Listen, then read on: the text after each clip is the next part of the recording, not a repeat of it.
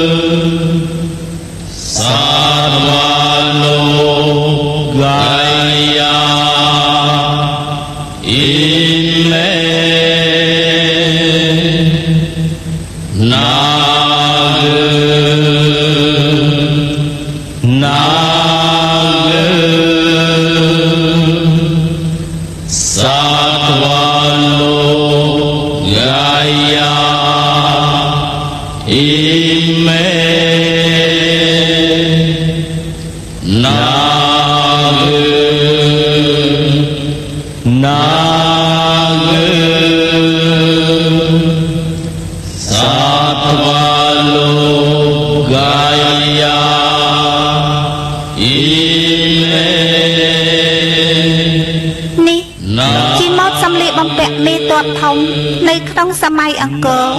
ដែលយើងច្រើននិយមហៅថាក្រសត្វសឹកដែលពាក្យបុរាណអង្គរហៅថាកំរងតែងអញហើយពាក្យនេះបានត្រូវយើងប្រើជាព្រះគុំដែងសពថ្ងៃនេះសម្លៀកបំពាក់នេះ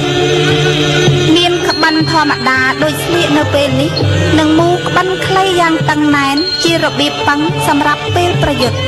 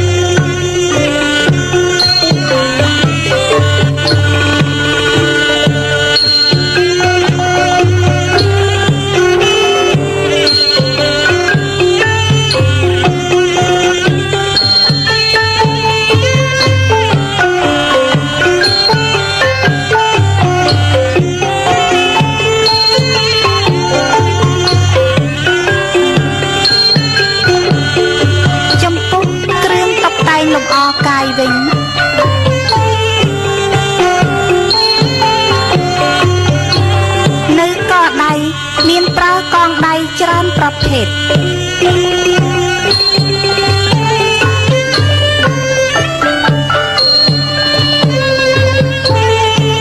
នៅដើមដៃទាំងពីរ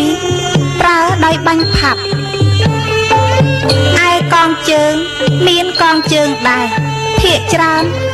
ប្រើកងតងឈូកមានសូរងកដោយត្បូងចម្រុះពណ៌ហើយមានសង្វារមាស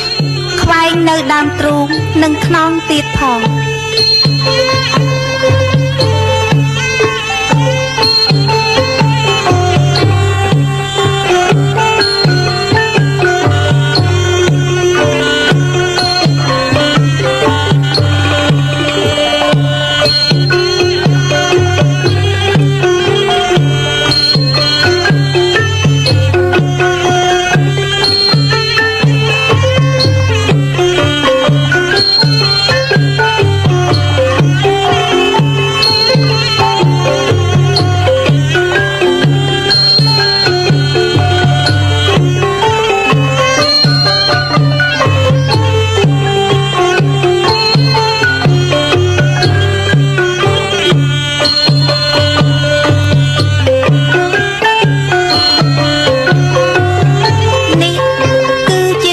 បំពាក់មេតបរងជាទូទៅមិនមានពាក់មកុដទេប៉ុន្តែមានសក់បួងលំអដោយត្បូងមានតម្លៃផ្សេង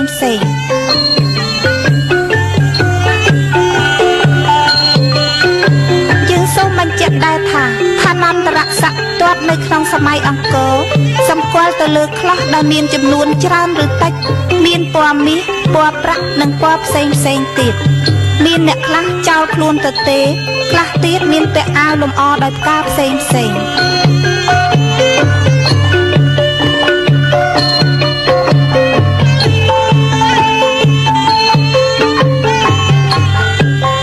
នេះ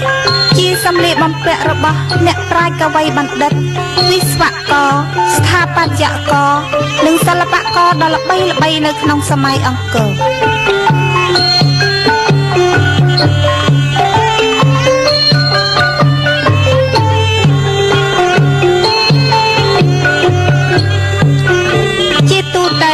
ស្លៀកសំពត់ចងក្បិនចរបាប់ផាមួងឬសំពត់សូត្រនានាភ្នូសក់មិនមានលម្អដោយត្បូងទេប៉ុន្តែគេប្រើអំបោះឆៅរុំស្រោបភ្នូសក់ឯគ្រឿងសម្គាល់ឋានៈអភិក្រមនៃចំណេះដឹងថាជាមហាបណ្ឌិតជាបណ្ឌិតឬជាបញ្ញជនកម្រិតណានោះអាស្រ័យដោយខ្សែឈៀងដែលមានចំនួនច្រើនឬតិចដោយបានបង្ហាញជូននៅពេលនេះ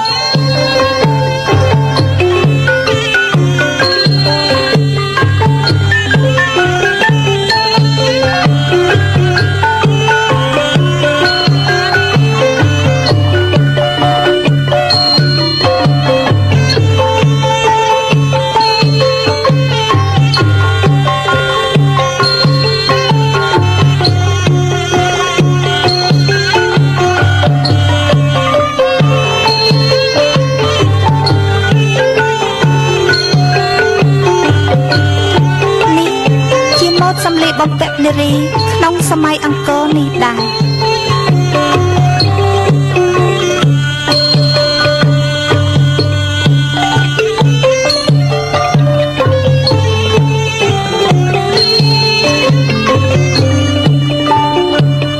ស្លៀកសំពត់ចរបាប់វែងមានបាត់ភ្លីច្រើនពីខាងមុខសំយុះចុះក្រោមនិងមានភ្លីមួយជាន់ទៀតដែលទម្លាក់ពីចង្កេះមកលើភ្លីខាងក្រោមលំអទៅដោយកងដៃនិងកងជើងដែលពាក្យក្នុងល្ខោនហៅថាប្រដាប់ដៃប្រដាប់ជើងមានសរងកលំអដោយស្លឹកទេសបន្តោងភ្ជាប់ដោយកន្ទួតជារាងសង្វារអមដងខ្លួនទាំងសងខាងផងភ្នួងសក់បួងគួចជាចំណងចោលកន្ទុយសក់ឡើងទៅលើមួយដុំលំអដោយផ្កាមាសមួយតើ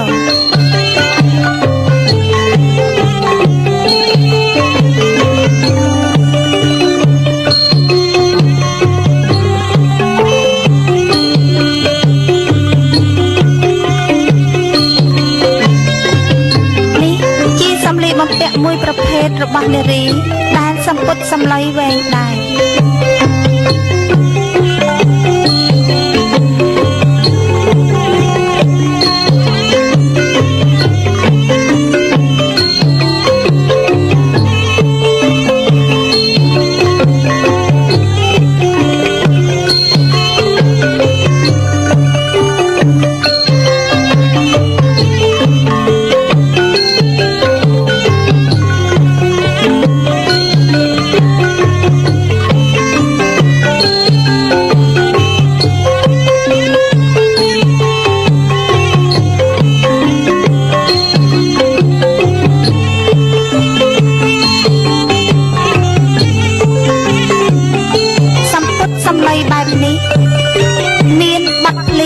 កន្ទុយកងោក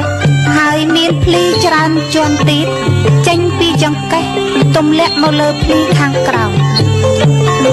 ប្រដាប់ដៃប្រដាប់ជើងនិងគ្រឿងតុបតែងលម្អកាយប្រហាក់ប្រហែលគ្នានឹងនារីទី1ដែរ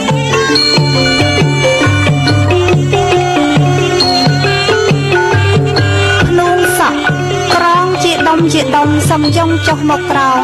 លម្អដោយផ្កាផ្សេង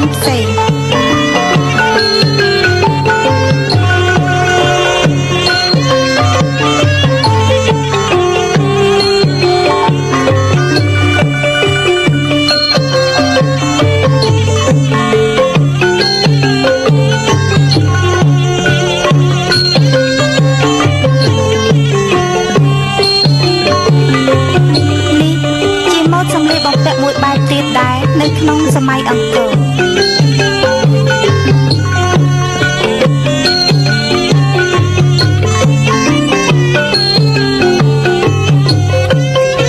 សម្ពុតនេះ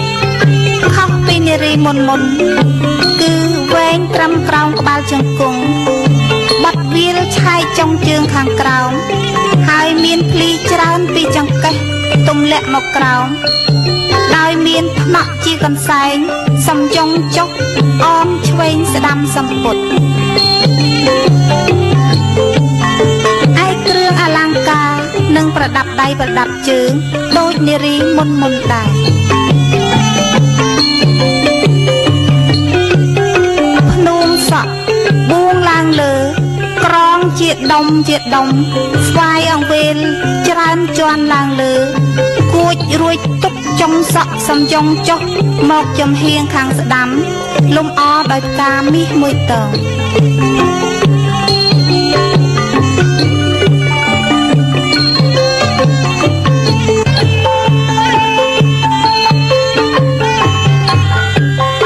នេះជាម៉ូដមួយបែបទៀតដែលប្លែកពីនារីមុនដែរដែលយើងសង្កេតឃើញមាន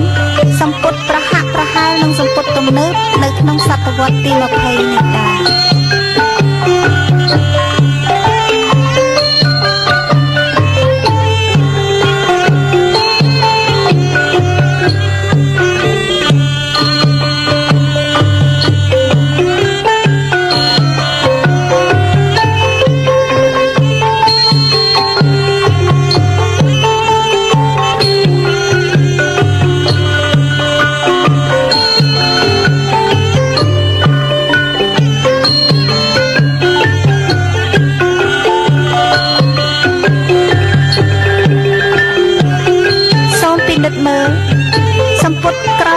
ជង្គង់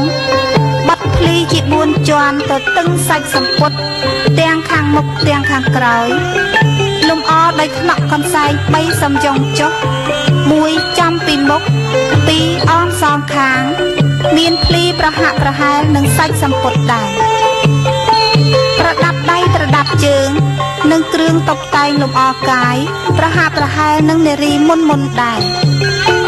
ប៉ុន្តែមិនមានពាក់សរងកទេគឺពាក់ខ្សែកបន្តោកដោយកងក្បាលមាសឬចិញ្ចៀនមាសមួយវង់ដែលមានដាំត្បូងពេជ្រយ៉ាងធំភ្នួងសក់ក៏ប្លែកដែរចងជាជុកទីទុយគឺមូគួចជាជុក3ពុតចុងសក់ឲ្យឡើងលើទាំង3រៀងដូចអណ្ដាតភ្លើង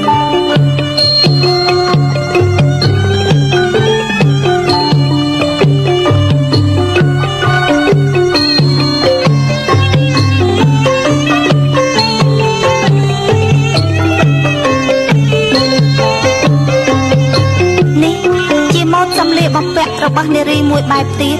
ដែលមាននៅក្នុងសំណាក់ទាំងសិលាប្រាសាទអង្គរ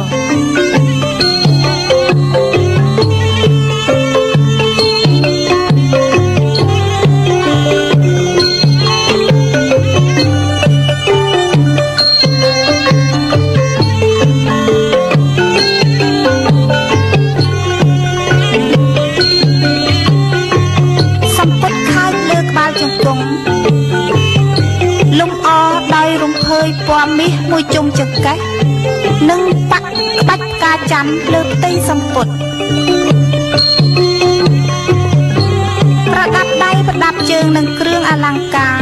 ប្រហាក់ប្រហែលគ្នានឹងនារីមុនដែរ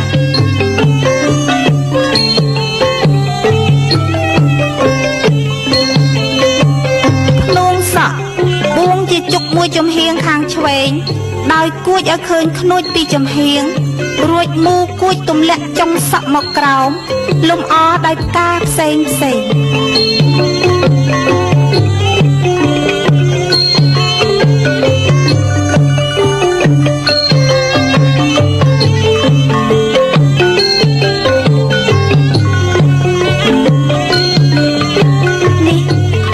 ជាម៉ូដមួយបែបទៀតរបស់នារី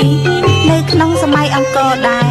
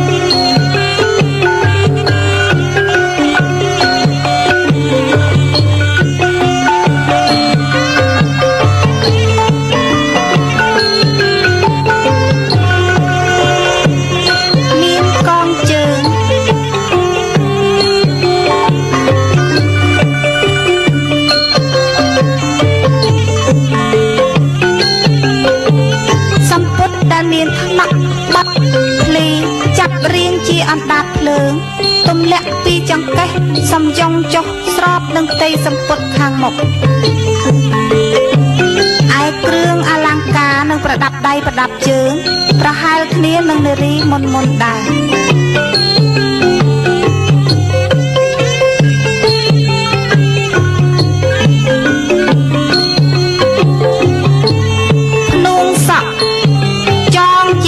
ទីទុយពីទុកខ្នួចពុះឡើងលើមើលឃើញចំពីខាងមុខហើយចោលចុងសក់ទាំងសងខាងឲ្យឈរឡើងលើចន្លោះខ្នួចទាំងសងខាង